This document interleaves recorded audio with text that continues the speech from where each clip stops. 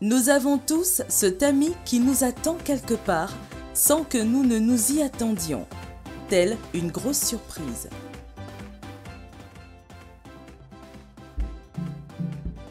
Il était une fois un crapaud qui n'avait pas d'amis. Il en était triste car il n'avait personne à qui parler.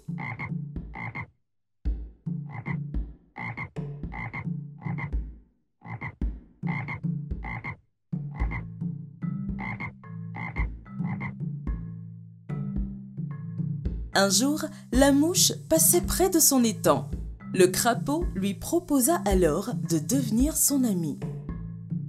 La mouche n'y voyait aucun inconvénient. Elle accepta la proposition du crapaud. Elle l'invita même à prendre le dîner.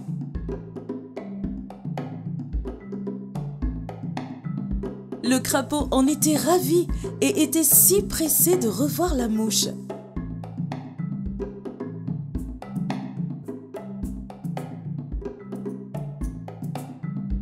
Très ponctuel, le crapaud se présenta chez la mouche à l'heure exacte du repas. Mais la mouche lui fit le reproche d'avoir les mains sales. Il devait donc se laver les mains. Le crapaud était un peu déçu, mais comprit qu'il était mal poli d'avoir les mains sales lors d'une invitation à dîner. Il partit donc à la rivière la plus proche pour se laver les mains. Il ne faudrait pas faire fausse impression, pensa-t-il. Il les lava encore et encore afin de s'assurer qu'elles étaient complètement propres.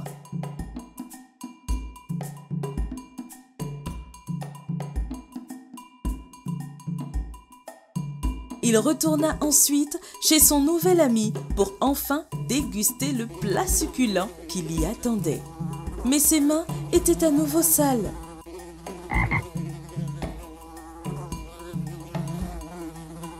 C'était inacceptable pour la mouche. Elle renvoya alors le crapaud se laver les mains qui revenaient à chaque fois les mains sales. Pendant ce temps, la mouche avait déjà entamé le repas et les incessants allers et retours du crapaud lui permirent de tout manger jusqu'à ce qu'il n'en reste presque plus rien. Ignorait-elle que le crapaud ne faisait pas exprès de se salir à chaque fois les mains? Le crapaud se présenta une dernière fois devant la mouche avec des mains aussi sales comme s'il ne les avait jamais lavées.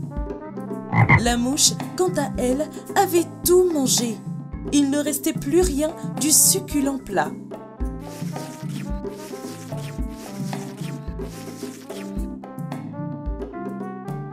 Déçu et triste, le crapaud rentra chez lui.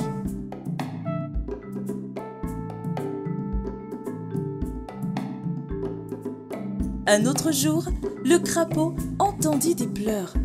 C'était l'éléphant qui était blessé et sa plaie avait commencé à s'infecter. De plus, la mouche s'y était posée, favorisant davantage l'infection.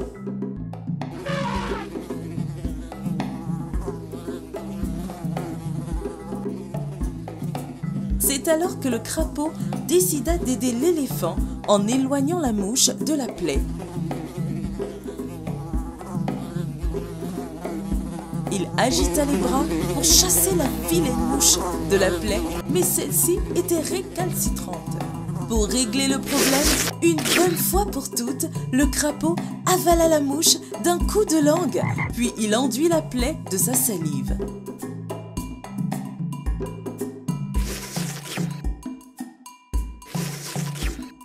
L'infection s'arrêta et l'éléphant était soulagé.